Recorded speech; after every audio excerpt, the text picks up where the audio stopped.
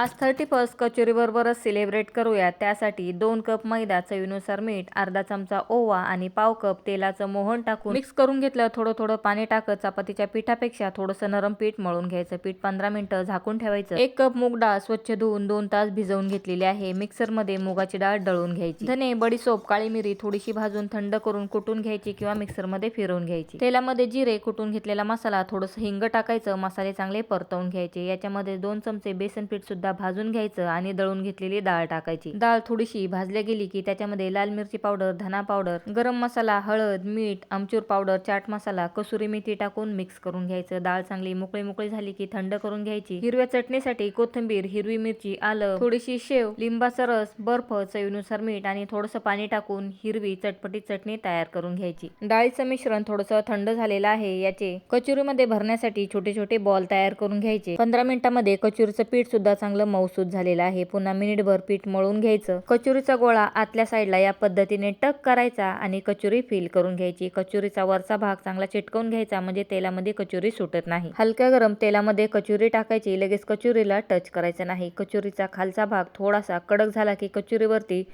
साईडने हळूहळू तेल टाकायचं। अलटपलट करत लो फ्लेमवरती खुसखुशीत होईपर्यंत कचोरी तळून घ्यायची। कचोरी तयार आहे। थंडगार गोड दही, हिरवी चटणी, शेव बरोबर कचोरी एन्जॉय करायची। 40 रुपयाला कचोरी आहे। घरी बनवली तर 80 रुपयामध्ये 10 कचोरी तयार होतात। फुल व्हिडिओ पोस्ट केलेला आहे।